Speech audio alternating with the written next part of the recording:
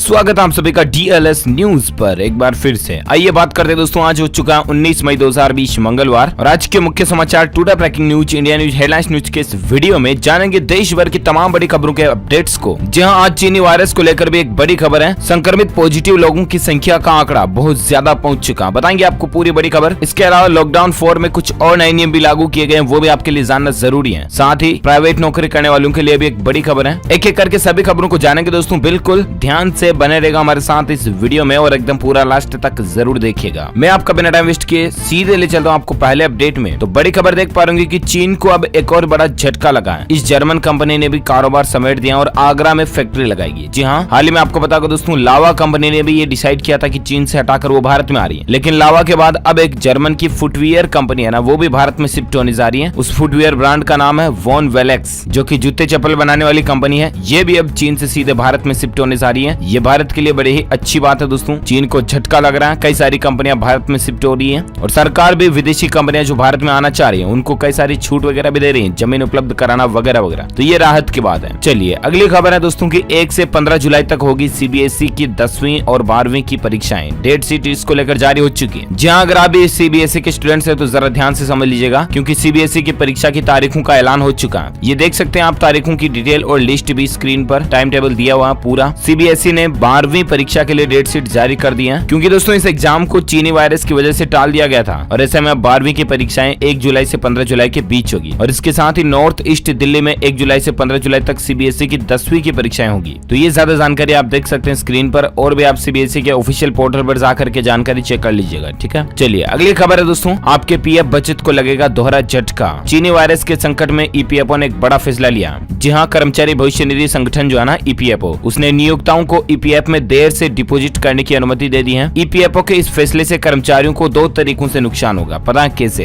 पहले ही सरकार ने PF पर ब्याज दरों को घटा दिया है, और दूसरा अब आप लेट तक अपने PF खाते में पैसे जमा करा सकते हो, तो भी आप पर कोई पेनल्टी वगैरह नहीं लगेगी। ठीक है ना? तो ऐसे में अगर आप लेट जमा कराओगे तो आपको ऑलरेडी ब्याज कम मिलेगा। समझ रहे हो ना? कुल मिलाकर के कैलकुलेशन के हिसाब से आपको ब्याज कम मिलेगा डिपॉजिट में देरी से। ये PF खाता वालों के लिए अपडेट है। और साथ ही अगली खबर है दोस्तों, राष्ट्रीय राजधानी दिल्ली को लेकर देख पा रहे होंगे, दिल्ली में ऑड इवन नियम से खुलेंगे बाजार। आज इन इलाकों में खुलेगी दुकानें। जी हाँ, दिल्ली सरकार यानी कि दिल्ली के मुख्यमंत्री अरविंद केजरीवाल सरकार द्वारा निर्धारित ऑड इवन नियम के अनुसार मंगलवार से ही शहर के कन्नॉट प्लेस और खान मार्केट जैसे बड़े व्यवसायिक केंद्र खुल जाएंगे। हालांकि अत्यधिक भीड़ वाले कुछ बड़े बाजार जैसे कि चांदनी चौक और सदर बाजार बंद रहेंगे, लेकिन मुख्यमंत्री अरविंद केजरीवाल ने सोमवार से ऑड इवन नियम के तहत बाजारों को खोले जाने की अनुमति देने की घोषणा की है। साथ ही चेतावनी भी दी है कि सोशल डिस्टेंसिंग के नियमों का पालन जरूर करें। इसका पालन नहीं करने वाले दुकानदारों की दुकानें बंद करवाने के साथ साथ उनके खिलाफ कार्रवाई भी की जाएगी। तो ये दोस्तों दिल्ली गवर्नमेंट की तरफ से एक अच्छा फैसला है। अब ऐसे में क्या खुलेगा और क्या बंद रहेगा? हालांकि अभी भी मेट्रो, स्कूल, कॉलेज, थिएटर, बार वगैरह इन पर पाबंदी जारी रहेगी। ठीक है, मुख्यमंत्री बोले दोस्तों कि लॉकडाउन हमेशा नहीं रह सकता, इसीलिए कुछ दुकानों को खोलना जरूरी है। सभी सरकारी और प्राइवेट ऑफिस खुलेंगे। शाम 7 से सुबह 7 बजे तक आने जाने में पाबंदी रहेगी, लेकिन स्पा, सैलून वगैरह दिल्ली में नहीं खुलेंगे। ठीक है, तो ये तो राष्ट्रीय राजधानी दिल्ली को लेकर कुछ अपडेट है। अच्छा, दिल्ली की जब बात हो रही दोस्तों, तो दिल्ली को लेकर एक और खबर भी आपको फटाफट से बता देता हूँ। देख पा रहे कि हरियाणा रोडवेज की बस सेवा भी शुरू हो चुकी है। दिल्ली से 7 जिलों में जाएंगी ये बसें। आप भी कैसे यात्रा कर पाएंगे इसकी भी जानकारी आप देख सकते हैं। लॉकडाउन 4 लागू होते ही हरियाणा सरकार ने सोमवार को एक बड़ा कदम उठाया और अंतर्राज्यीय बस सेवा की शुरुआत कर दी है। यानी कि आज से दिल्ली से भी हरियाणा रोडवेज की बसें शुरू हो गई हैं। यात्रा ऑनलाइन टिकट बुकिंग से हो रही है। अभी 7 जिलों के लिए दिल्ली से हरियाणा रोडवेज की एक बस चलाई जाएगी, है ना? तो ये जानकारी आप देख सकते हैं। साथ ही दिल्ली के अंदर लॉकडाउन में छूट को लेकर अपडेट है दोस्तों की देश की राजधानी में अब सारी दुकानें खुलेंगी। कैब और ऑटो भी चलने लग जाएंगे। बस में एक बार में सिर्फ 20 लोग ही बैठ सकेंगे। दिल्ली के मुख्यमंत्री अरविंद केजरीवाल ने सोमवार को दिल्ली में लॉकडाउन में बड़ी छूट देने का ऐलान किया। अब सभी स्पोर्ट्स कॉम्प्लेक्स और स्टेडियम खुल जाएंगे। सभी तरह की दुकानें खुलेंगी। सड़कों पर बस, ऑटो रिक्शा भी चलने लगेंगे। बस में केवल एक बार में 20 लोग ही बैठ सकेंगे। रेस्टोरेंट भी खोले जाने का आदेश जारी कर दिया, लेकिन केवल होम डिलीवरी का ऑप्शन होगा। रेस्टोरेंट में बैठकर खाना खाने की अनुमति नहीं होगी। लॉकडाउन के बीच कुछ और गतिविधियों में छूट मिली है, जिनकी जानकारी आप स्क्रीन पर देख सकते हैं। इसके अलावा 31 मई तक क्या क्या चीजें बंद रहेंगी, तो इसकी भी डिटेल आप देख सकते हैं। बाकी ऐसा नहीं कि लॉकडाउन को हटा दिया, बिल्कुल नहीं। 31 मई तक केंद्र सरकार का जो लॉकडाउन है वो सभी राज्यों और केंद्र शासित प्रदेशों में जारी रहेगा। उसके नियमों में कोई भी बदलाव नहीं किया जा सकता है। सरकार ने, केंद्र सरकार ने, मोदी सरकार ने जिन जिन नियमों में ढील दी थी, उन्हीं नियमों का फायदा उठाकर राज्य सरकारें खुल कर रही है। अच्छी बात है। चलिए अगली खबर है दोस्तों की, इस चीनी वायरस की दवा को लेकर IIT दिल्ली ने एक खुशखबरी दी है और कहा कि अश्वगंधा से इस 19 बीमारी का इलाज संभव है। जहां भारतीय प्रौद्योगिकी संस्थान IIT दिल्ली के बायोकेमिकल इंजीनियरिंग के प्रोफेसर डी सुंदर ने जापान के national institute of advance industrial science and technology के साथ मिलकर एक खोज की है। प्राकृतिक औषधि अश्वगंधा से इस बीमारी का इलाज हो सकता है। देखते हैं अब आगे और क्या अपडेट आते हैं, मैं आपको बताऊंगा जरूर। फिलहाल वैज्ञानिकों की रिसर्च जारी है। अगली खबर देख पा रहे दोस्तों की लॉकडाउन 4 को लेकर क्या अब खुलेगी नाई की दुकान, सैलून, ब्यूटी पार्लर वगैरह, इसको लेकर क्या नियम है। जी हाँ, तो आपको बता दें दोस्तों की लॉकडाउन 4 में भी निश्चित क्षेत्रों में स्थित दुकानों और मॉल के अलावा सोमवार से सभी दुकानों को अलग अलग समय पर खोलने की अनुमति दी है। और इसका मतलब ये है कहीं ना कहीं कि निश्चित क्षेत्र से बाहर यानी कि ग्रीन जोन, ऑरेंज जोन वगैरह में नाई की दुकानें, सैलून और पार्लर भी खुलेंगे। ये देख सकते हैं आप, एएनआई की तरफ से ट्वीट भी किया गया नाई की दुकान की कुछ तस्वीरें। लेकिन इसी बीच एक कंफर्म अपडेट आपको बता दें कि पंजाब राज्य के अंदर सैलून खोलने की मंजूरी मिल चुकी है। ऑटो कैब में शर्त के साथ सफर कर पाएंगे। जी हाँ, पंजाब सरकार ने सोमवार को नाई की दुकान, सैलून वगैरह खोलने को अनुमति दे दी है दोस्तों। इसके अलावा सीमित यात्रियों के साथ ही सार्वजनिक परिवहन, कैब और ऑटो रिक्शा की आवाजाही की अनुमति भी मिल चुकी है। ये राहत की बात है। चलिए अगली खबर है, अब फ्लाइट में सफर करने पर आपको नहीं मिलेगी ये जरूरी सेवाएं, क्योंकि 70 से 80% सर्विसों में कटौती होने की संभावना है। अब दोस्तों जब लॉकडाउन खुलेगा ना 31 को और उसके बाद फ्लाइटें वगैरह शुरू होगी, तो ऐसे में आपको कई सारी चीजों को ध्यान में रखना पड़ेगा। पहले दोस्तों फ्लाइट में आते ही पहले बिजनेस क्लास के यात्री को आते ही welcome drink, menu card, magazine, newspaper, hot towel, बीच बीच में चाय, कॉफी और कई तरह की वीआईपी सर्विस दी जाती थी, राइट। लेकिन अब हो सकता है कि आपको ऐसा कुछ भी देखने को नहीं मिले। यात्री हैंड बैगेज न ले जाएं, उसे चेक इन कराएं और इस पर जोर दिया जाएगा। इसके अलावा फ्लाइट के अंदर यात्री एक दूसरे के सामान और हवाई जहाज को इधर उधर से अधिक टच न करें। सैनिटाइजर का एक छोटा सा पैक साथ में लेकर के जाएं, बेहतर होगा। चलिए अगला अपडेट है कि 7 साल के बाद सोने की कीमतों में दोस्तों 47,865 रुपए प्रति 10 ग्राम के उच्चतम स्तर पर पहुंची है, जबकि चांदी 48,280 रुपए प्रति किलो पर पहुंच चुकी है। सर्राफा बाजार में बड़ी भारी तेजी देखी जा रही है दोस्तों। सोने की कीमतें जो है ना पिछले 7 साल में सबसे महंगे स्तर पर पहुंच चुकी है। मल्टी कमोडिटी एक्सचेंज पर आज ट्रेडिंग के दौरान सोने का भाव कितना देखा गया, जानकारी आप स्क्रीन पर देख सकते हैं। चलिए अगली खबर है, लॉकडाउन 4 में दोस्तों सरकार ने आरोग्य सेतु एप्लीकेशन को लेकर एक बड़ा बदलाव किया है। जानिए अब जरूरी है या नहीं। तो दरअसल कई लोग ऐसा सोच रहे हैं दोस्तों कि मोबाइल फोन में आरोग्य सेतु ऐप रखना बिल्कुल जरूरी ही है। नहीं मतलब वैसे की कंपलसरी ही है सरकार के रूल्स, कानून कायदों के अनुसार, ठीक है ना। तो इस पर सरकार ने क्लेरिफिकेशन कर दिया कि कोई जरूरी नहीं है। लेकिन ये एक चीनी वायरस का ट्रैकिंग एप्लीकेशन है जो कि ब्लूटूथ और जीपीएस बेस्ड सिस्टम पर काम करता है, जिससे कि आपको आपके नजदीकी संक्रमित पॉजिटिव व्यक्ति हैं उसका जानकारी मिल जाती है, पता मिल जाता है। इसके अलावा दोस्तों इसमें आपको डेली डेटा वगैरह भी तो अपडेटेड देखने को मिल जाते हैं। भारत में पिछले 24 घंटों में कितने मामले आए, अभी कितने चल रहे वगैरह वगैरह, है। तो ये है आरोग्य सेतु ऐप को लेकर कुछ डिटेल। लेकिन आप भी दोस्तों अगर अभी तक भी डाउनलोड नहीं किए तो प्लीज आपसे हम्बल रिक्वेस्ट है कि डाउनलोड कीजिएगा आप जरूर। मैंने भी किया, देखा, अच्छा है। चलिए अगली खबर है, सेना में ट्रेनिंग की पहल को आनंद महिंद्रा ने किया सपोर्ट, कहा कि हम नौकरी में देंगे प्राथमिकता। जी हाँ, आम लोगों के लिए सेना के टूर ऑफ ड्यूटी प्लान को लेकर जाने माने बिजनेसमैन आनंद महिंद्रा ने सेना से बात की है। उन्होंने कहा कि उन्हें सेना में 3 साल की सेवा पूरी कर चुके युवाओं के अपने यहाँ नौकरी देने में खुशी होगी। दरअसल कल ही वो खबर आई थी ना दोस्तों की सरकार जो है हर किसी को सेना में भर्ती होने का मौका दे रही है 3 साल तक के लिए। तो इसी पर ये आनंद महिंद्रा जी ने राय वगैरह रखी है। देखते हैं आगे क्या अपडेट आता है। अगली खबर है कि कभी भी जारी हो सकता है बिहार बोर्ड का 10वीं का परीक्षा परिणाम, और इसको आप ऑफिशियल वेब पोर्टल पर देख पाओगे। एक तो ऑनलाइन BSEB.in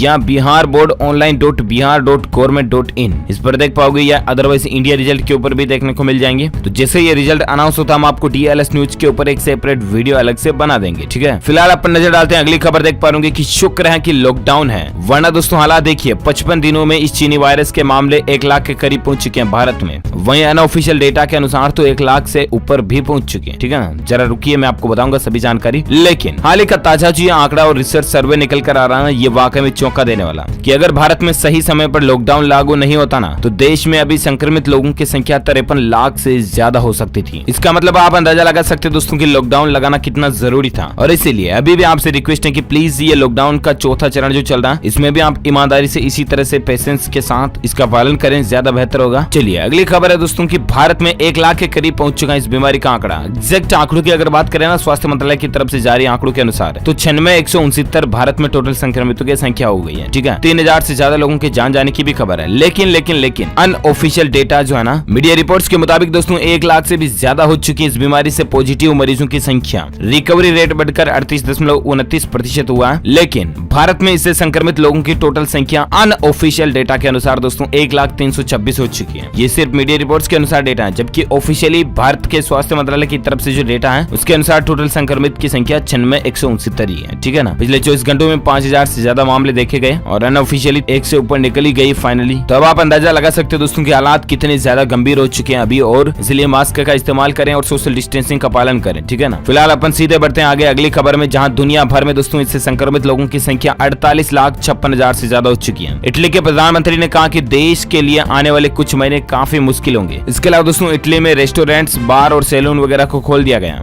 चलिए वहीं अगली खबर है उत्तर प्रदेश में, इसको लेकर लाइव अपडेट देख सकते हैं। पीलीभीत में 9 नए मरीज के मामले देखे गए। इसके अलावा यूपी में कुल संख्या 4535 पहुंच चुकी है। और एक अपडेट है दोस्तों, महाराष्ट्र में आज 2033 नए मामले देखे गए, जबकि 51 लोगों की जान गई। और उसके बाद महाराष्ट्र में अभी टोटल संक्रमितों की संख्या जो है ना वो 33,000 के पार पहुंच चुकी है। ये भारत के स्वास्थ्य मंत्रालय की तरफ से ऑफिशियल जानकारी है। चलिए बात करें अगली खबर में दोस्तों, मौसम समाचार को लेकर एक बड़ी खबर देख पा रहे, बंगाल की खाड़ी में जो तूफान अम्फान उठ रहा है ना वो सुपर साइक्लोन में तब्दील हो चुका। 20 मई की शाम तक वो बंगाल के तट से होते हुए 195 किलोमीटर प्रति घंटे की रफ्तार से टकराएगा। और इसको लेकर किन किन राज्यों में चेतावनी और अलर्ट जारी किया गया, तो इसकी जानकारी मैं आपको फटाफट से बता देता हूँ। बड़ी खबर आप देख पा रहे कि बंगाल और उड़ीसा में बुधवार को दस्तक दे सकता है चक्रवात तूफान अम्फान। जी हाँ दोस्तों, 20 मई की शाम को यह पश्चिम बंगाल के तट पर पहुंचेगा महा तूफान अम्फान। एनडीआरएफ की टीमों को भी लोगों की रक्षा के लिए तैनात किया गया। वहीं तूफान अम्फान के खतरनाक संकेत के बाद खुद प्रधानमंत्री नरेंद्र मोदी ने इसकी कमान संभाली है, मीटिंग वगैरह भी ली इस पर। अच्छा, मौसम को लेकर और एक अपडेट देख सकते हैं दोस्तों कि चक्रवाती तूफान के कारण ही बदला गया स्पेशल राजधानी ट्रेन का रूट। जहां चक्रवाती तूफान अम्फान की विभीषिका की आशंका के मद्देनजर संचालित स्पेशल राजधानी एक्सप्रेस ट्रेन का रूट भी बदल दिया गया। यह बदलाव फिलहाल अगले 4 दिनों के तूफान के गुजर जाने तक लागू रहेगा। भुवनेश्वर से नई दिल्ली और नई दिल्ली से भुवनेश्वर के बीच चलाई जा रही स्पेशल राजधानी ट्रेन का रास्ता बदल दिया गया। भारतीय रेलवे के मुताबिक यात्रियों के साथ ट्रेन की सुरक्षा के मद्देनजर यह कदम उठाया गया है। और बाकी दोस्तों ये बदलाव के कुछ नंबर वगैरह की इन्फॉर्मेशन आप स्क्रीन पर देख सकते हैं। वहीं बात करें संपूर्ण भारत के अगले 24 घंटों के मौसम पूर्वानुमान की, तो आगामी 24 घंटों के दौरान केरल, तटीय कर्नाटक और दक्षिण तमिलनाडु के कुछ हिस्सों में मध्यम से भारी बारिश होने की संभावना है। साथ ही आंतरिक तमिलनाडु, आंतरिक कर्नाटक, मध्य महाराष्ट्र, छत्तीसगढ़ के कुछ हिस्सों में, गंगेय पश्चिम बंगाल में, उड़ीसा में, उत्तर पूर्वी राज्यों में भी बारिश की संभावना है। तटीय आंध्र प्रदेश और रायलसीमा में गर्जना के साथ 1-2 जगहों पर तेज बौछारें हो सकती है। तो ये तो रहे दोस्तों आज के वेदर न्यूज अपडेट, मौसम समाचार। और आइए अब नजर डालते हैं देश के कुछ प्रमुख दूसरी हेडलाइंस न्यूज पर। अगला अपडेट आ रहा दोस्तों की 15 जून के आसपास खुल सकते हैं शॉपिंग मॉल और सिनेमा हॉल भी। इनमें यह नियम भी लागू हो सकते हैं। ये सिर्फ और सिर्फ एक एक्सपेक्टेशन है, यानी कि संभावना है, कोई भी कंफर्म अपडेट नहीं है, ठीक है ना। लेकिन मीडिया रिपोर्ट्स की अगर माने दोस्तों तो भारत में दुनिया का सबसे बड़ा लॉकडाउन 14 और दिनों के लिए बढ़ा दिया। ये देशबंदी का चौथा फेज है, यानी कि लॉकडाउन का चौथा चरण जो चल रहा ना, ये सोमवार 18 मई से शुरू हो चुका ऑलरेडी और 31 मई तक जारी रहेगा, राइट। लेकिन अब सवाल ये पैदा होता है दोस्तों कि देश में कब तक सारी चीजें बंद रहेगी। और ऐसे में अंदाजा लगाया जा रहा है दोस्तों कि 15 जून के आसपास शॉपिंग मॉल वगैरह खुल सकते हैं और इसके 1-2 हफ्ते बाद सिनेमा मॉल को खोलने की मंजूरी भी दी जा सकती है, क्योंकि सिनेमा मॉल वगैरह ये सब कुछ बंद है। बॉलीवुड इंडस्ट्री को बहुत ज्यादा बड़ा झटका लगा। वैसे देखा जाए तो सभी प्रकार की इंडस्ट्रियों को बड़ा झटका ही लगा है लॉकडाउन के दौरान तो, लेकिन फिर भी इस तरह का मसला और अपडेट चल रहा। सिनेमा हॉल के लिए कुछ नियम आएंगे, जिसमें अजय बिजली आगे कहते हैं दोस्तों कि सिनेमा हॉल में बैठने में कुछ बदलाव किए जा सकते हैं, जैसे कि फैमिली एंड ग्रुप को एक साथ बिठाया जाएगा, वहीं दूसरे लोगों को बिठाने के लिए कुछ दूरी रखी जाएगी। लॉकडाउन के बाद जल्दी मूवी रिलीज हो सकती है। वहीं सभी लोगों के लिए भी OTT प्लेटफॉर्म पर मूवी रिलीज करना काम आसान नहीं है। तो ये अपडेट चल रहे हैं। चलिए अगली खबर है दोस्तों, स्विगी कंपनी 1100 कर्मचारियों को बाहर रास्ता दिखाएगी। इन कर्मचारियों को वित्तीय मदद तो करेगी लेकिन नौकरी से हटाएगी। साथ ही अगली खबर है कि लॉकडाउन 4 के दौरान आधार कार्ड को लेकर एक बड़ी खबर आई है। जल्द ही आप करा पाएंगे जानकारी अपडेट और बनवा पाएंगे नया कार्ड। जी हाँ, क्योंकि अभी लॉकडाउन चल रहा है और इसको लेकर आधार सेंटर वगैरह काफी बंद है। इसी के कारण दोस्तों उदय ने ये ट्वीट भी किया, आप देख पाएंगे, important announcement, dear all, our registrar are preparing for resuming of Aadhaar service wherever it is being permitted by the state district authorities as per the new guidelines of lockdown 4। यानी कि lockdown 4 की नई guideline के अनुसार दोस्तों राज्य और जिला प्राधिकरण अनुमति देंगे, वैसे आधार सेंटर को खोल दिया जाएगा और तब आप अपने अपडेशन वगैरह के काम आसानी से करा पाएंगे, ठीक है। चलिए अगली खबर है, मारुति सुजुकी ने डिलीवर कर दी है 5000 गाड़ियां। देश भर में मारुति सुजुकी के 1350 शोरूम शुरू भी हो चुके हैं। रात की बात है ऑटो इंडस्ट्री में। अगली खबर है दोस्तों की घास बेचने वाली की बेटी को